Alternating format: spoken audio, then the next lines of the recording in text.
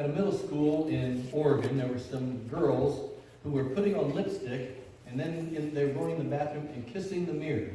And pretty soon there were just lips all over the place, lipsticks, whatever, all over the mirror, lip prints. And so the principal of the school kind of got tired of it, and so she took all the girls into the bathroom and told them that the lip prints were causing a major problem for the custodian. That he was having to spend a lot of time cleaning that mirror day after day. And so to demonstrate how difficult it was, she asked the custodian he would go ahead and clean the mirror. And so he took out a long-handled brush, he dipped it in the toilet, and washed off the mirror. Oh, gosh. Needless to say, there were no more lip prints on that mirror.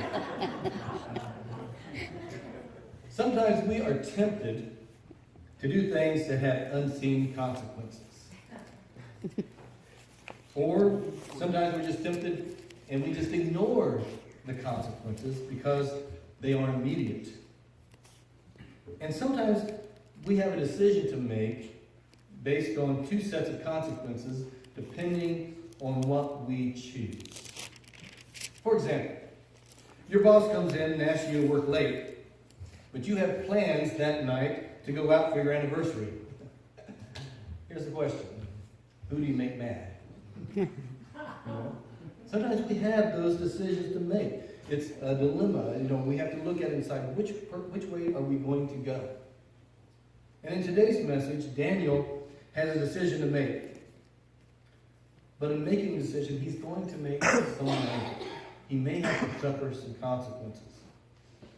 But for Daniel, we'll see that it really wasn't a decision. He knew what he had to do, even though it could possibly cost him his life. But his trust in God enabled him to do what was right, no matter what the consequences. You see, that's incredible faith.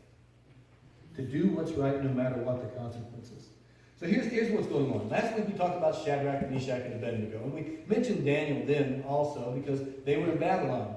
Well, Babylon had eventually been taken over by the Medes and Persians. And so now they were under a different rule, a different king. And so Daniel is now one of the rulers in Persia. And the king there appoints a bunch of men as satraps. Now, satraps, we talked about that last week. It's kind of a governor over a region or something. I don't know exactly, but he's going to get 120 of them. And with 3 administrators who were going to be over them. And one of those was going to be Daniel. And so Daniel so distinguished himself that the king was thinking about putting him in second in command. All right, to put him pretty much over the whole kingdom. It was interesting. Daniel, every place he goes, he ends up being towards the top. And it's because he keeps his faith in God. He keeps doing what God has told him to do. But the king is thinking about putting Daniel in this high position. And guess what? The rest of the men, the rest of the administrators and the satraps, they didn't like it. Here's this foreigner coming in, and he's going to be second in command. He's going to be just under the king. How does he get that kind of position? They weren't happy about it. And they thought, what can we do about him? Well, we can't hurt him any because if we do, the king's going to get upset. So what can we do? And they came up with a plan. Because they knew Daniel and they knew that what his regular routine was. And so they went to the king, King Darius, and they told him, they said, King, we think it'd be a really good thing if you made a law, you put it into, that nobody could rescind it, and for the next 30 days, everybody who prays has to pray to you, the king. And Darius, I guess he sat there and he kind of thought, I like that. I guess he kind of liked the idea of having people pray to him. And at that time, a lot of the kings kind of thought themselves almost as gods anyhow. And so he thought, oh, we'll do that. And if anybody doesn't do it, if anybody prays to somebody else, they don't pray to me, they pray to someone else, in the lion's den they're going to go. And so that's where we pick up today as we read our scripture. And so we're going to start in Daniel chapter 6, starting with verse 10, and read through verse 23. It says this: Now when Daniel learned that the decree had been published, he went home to his upstairs room where the windows opened toward Jerusalem. 3 times a day he got down on his knees and prayed, giving thanks to his God, just as he had done before. Then these men went as a group and found Daniel praying and asking God for help. So they went to the king and spoke to him about his royal decree. Did you not publish a decree that during the next 30 days, anyone who prays to any god or man, except to you, O king, would be thrown into the lion's den? The king answered, The decree stands in accordance with the laws of the Medes and Persians, which cannot be repealed. Then they said to the king, Daniel, who is one of the exiles from Judah, pays no attention to you, O king, or to the decree you put in writing. He still prays 3 times a day. When the king heard this, he was greatly distressed, and he was determined to rescue Daniel and made every effort until sundown to save him. Then the men went as a group to the king and said to him, Remember, O king, that according to the law of the Medes and Persians, no decree or edict that the king issues can be changed. So the king gave the order, and they brought Daniel and threw him into the lion's den. The king said to Daniel, May your God, whom you serve, continually rescue you. Now notice something there. Darius, he had nothing but respect. He cared about Daniel. He didn't want anything to happen with him, but he couldn't see any way to get around this. The law was the law. Even he as the king had to obey that law. And so he says, I hope your God, the one that you continually serve, I hope he rescues you. And so let's go on. It says, the stone was brought and placed over the mouth of the den, and the king sealed it with his own signet ring and with the rings of his nobles, so that Daniel's situation might not be changed. Then the king returned to his palace and spent the night without eating, and without any entertainment being brought to him, and he could not sleep. At the first light of dawn, the king got up and hurried to the lion's den. When he came near the den, he called to Daniel in an anguished voice, Daniel, servant of the living God, has your God, whom you serve continually, been able to rescue you from the lions? See, first thing he wants to know, he gets up as soon as he can, he rushes to the lion's den. He's hoping that Daniel has been spared, that God has saved him. You see, because he was to be thrown in the lion's den. It didn't say the lions had to eat him. He just had to be thrown in there. So in verse 21, we read this. Daniel answered, O king, live forever. My God sent his angel, and he shut the mouths of the lions. They have not hurt me, because I was found innocent in his sight. Nor have I ever done any wrong before you, O king. The king was overjoyed and gave orders to lift Daniel out of the den. And when Daniel was lifted from the den, no wound was found on him, because he had trusted in his God. Wow. That's one of those stories that just is exciting, because here he is, he's thrown in with these lions, and the king comes not knowing what he's going to find. And yet there's Daniel, safe. Not a wound on him. Even though he's been in with a bunch of hungry lions, he is safe. And the king says is overjoyed. And there's more of the story, but I didn't read it. You can read it sometime. What happens is those men who try to get Daniel in trouble, they kind of got in trouble themselves. So you can read that sometime. But what I want us to look at is that Daniel's faith. We've been talking about incredible faith now for several weeks. And I want us to look at Daniel's and see what we can gain from that, how we can have the same type of faith that Daniel had. And so the first thing, and this kind of goes along with what we talked about last week, incredible faith is doing right no matter the consequences.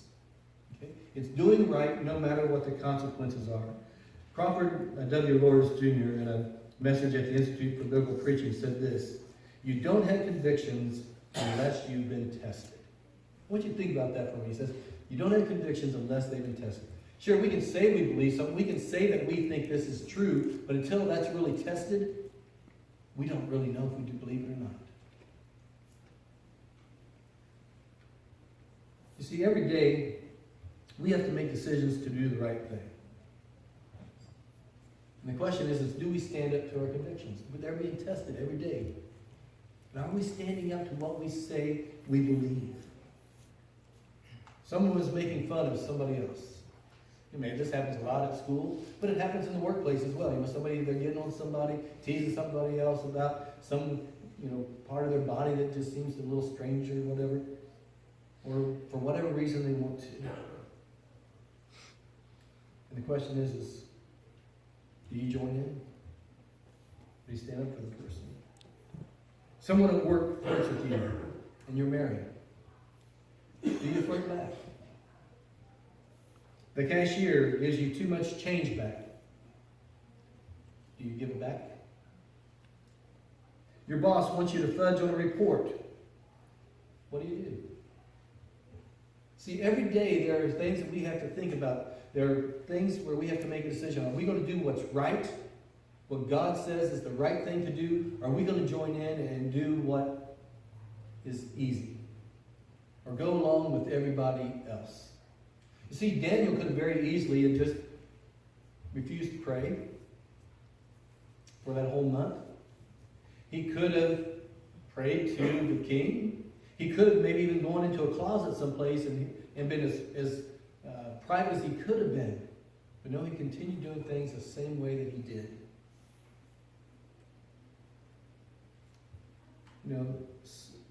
There are some things that seem to have no consequences, but as Daniel knew, everything that we decide has a consequence if we fail to do the right thing. If we give in to making fun of someone else, we become bullied just like everyone else. And people may not trust us. But if somebody makes fun of someone, I'm always wondering if they're going to make fun of me too. Someone at work flirts with you and you're married, and you flirt back, that can send you down a road you don't want to be on, and can end a marriage very quickly. Cashier gives you too much change, you don't give it back. Yeah, you might get away with it, but God knows you've done it. Your boss wants you to fudge on a report, you go ahead and do it. There's consequences there if you get found out. For the most part, we don't have to make a decision like Daniel. For the most part, we can still practice our faith without consequences. But that may be changing. You might want to, if you wonder whether it's changing or not, you might ask the photographers and the bakers who have refused to take part in same-sex marriage ceremonies because they believe that would be going against what they believe about what God desires. And it has cost them. It's cost them jobs. It's cost them their businesses. It's cost them money. Some of them even cost their homes because they couldn't afford any longer to pay their mortgages. And it cost them. But they couldn't do it in good conscience. They couldn't in good conscience participate in that ceremony. Now, we may not have that. Maybe that's not something that's going to happen to you, but we might have social consequences. When we don't join in with others who aren't believers, they may belittle us. They may call us intolerant or judgmental. They may even ostracize us, not want to have anything to do with us. And I've heard about people who stand up in their office, don't join in with everybody else, and pretty soon they're pretty lonely because nobody else really wants to talk to them. And so sometimes those things can happen to us. We all want to be liked, and we sometimes fear what other people think or might say. But what we need to remember is what Jesus said. Matthew 10:28, he said this: "Don't be afraid of people. They can kill the body, but they cannot kill the soul. The only one you should fear is God, the one who can send the body and the soul to be destroyed in hell." Get that? Sometimes we are so afraid of what other people are going to think, what other people are going to say, what they're going to do, and the worst that they can do us is kill us. Right? That's the worst. Now, we're probably out there saying, well, that's pretty bad. All right? They're going to kill us? That's pretty bad. Actually, for us Christians, no, it's not. No, it's not. You can ask the apostles, who each gave their life for Jesus Christ, if it's something they regret. When you get to heaven, ask them if they regret it. And I'm sure they're going to tell you, no, they do not. Because they're where they wanted to be. But let's say if we reject God and we decide to go with humans and please men rather than God, then we may forfeit that. So we need to be careful.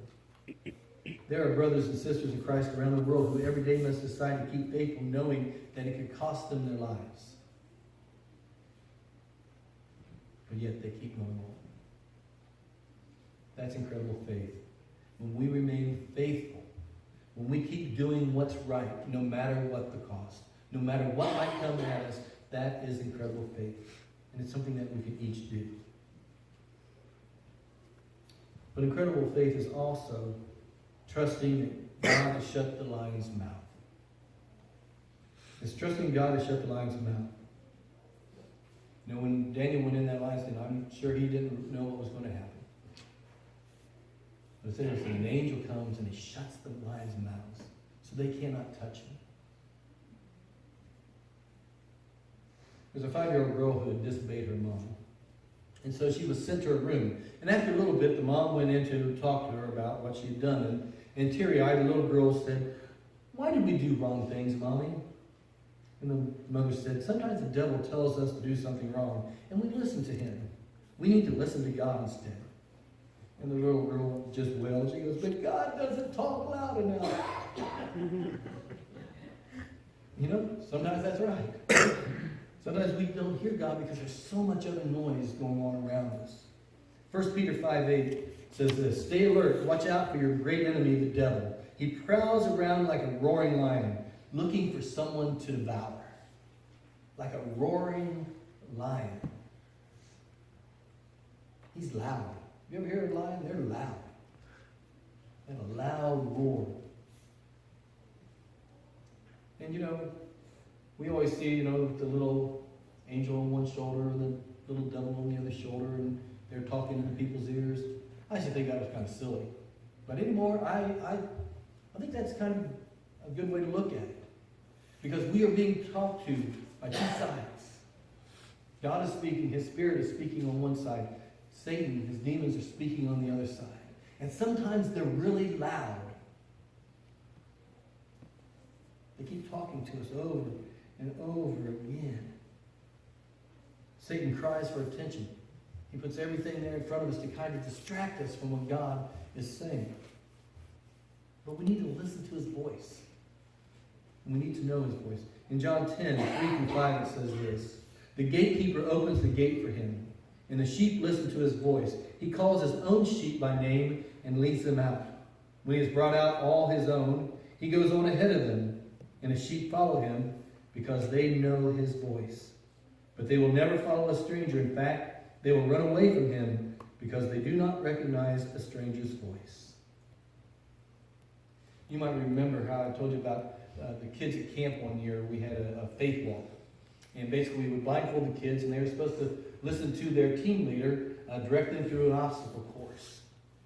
What they didn't know is as we blindfolded them, as they started going through that course, we had other people who came and were trying to get them to follow them instead, to take them off the course. And guess what happened? A lot of them, not all of them, but a lot of them started going the wrong direction. You know, they started listening to that other voice. Why? Because a lot of times that other voice was louder. The person would scream at him, and they just kind of, and they just started following that other voice instead of following the voice they knew, their leader's voice. You see, we have to know Jesus' voice. We need to learn how to listen for it. Let me tell you one thing. If you ever hear a voice that's telling you to do something that is different than what God's word says, it's not God talking to you. He will not go against his own word. So we've got to learn to listen to it. We learn to listen to reading his scripture, knowing what he says in there. Then we'll know what God is saying. We'll hear it. And we'll know it. And then we can run away from the stranger's voice.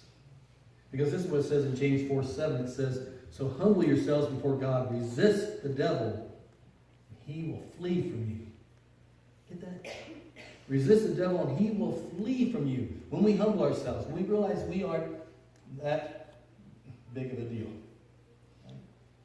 When we don't think that we're strong enough to do it on our own, when we humble ourselves before God, we can resist the devil, and it says, he will flee from us. So what does that mean for us? It means we need to resist. How many of us really resist temptation that comes at us? When Satan starts talking in our ear, how many of us resist it? So we need to learn to resist. When you're tempted to say hurtful things, resist it. Don't give in to it. Resist when you're tempted to be greedy. Resist when you're tempted to give in to peer pressure. And that goes for adults. Usually we think peer pressure is just kids. No, adults are just as guilty of giving in to peer pressure as kids are. Resist when you're tempted to go to those kind of websites. You know the kind I'm talking about. Resist when you're tempted to get angry about insignificant things. Resist when you're tempted to join in on all the coarse joking that's going on. Resist. All those things that you know God doesn't want you to do. Do the right thing. Resist. And guess what? It says Satan will flee from you. God's going to shut his mouth. When we start listening to God, guess what? Satan shuts up. Because God's Spirit will shut him up. We start by resisting. And here's the thing. We don't have to resist on our own. When we resist, guess what? There is an army behind us.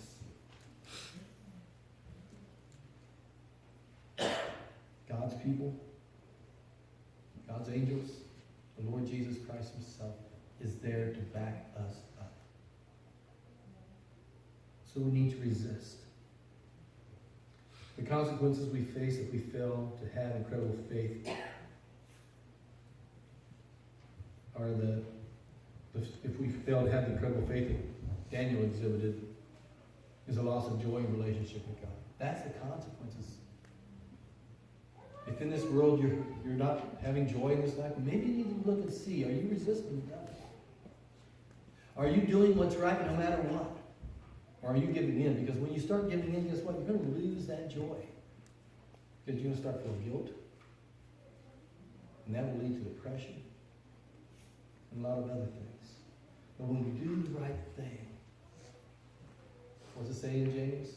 Consider pure joy when you encounter trials of various kinds, for the testing of your faith produces endurance. When we stand up, it makes us stronger. And it gives us that joy. And it also strengthens our relationship with Christ when we do the right thing. When we resist, God will shut Satan's mouth. And we will be able to have a stronger relationship with him, with God. So this morning, I doubt that any of us will ever get thrown in the lion's den. But we are going to have trials come at us. Are we going to do the right thing? Or are we going to give in and do the wrong thing? We need to always do the right thing. That's incredible faith. To learn to do what God says, trusting him. Trusting him to protect us in those situations. Just like Daniel was protected. It's trusting God enough that we always do what's right. Just a moment, we're going to sing a song.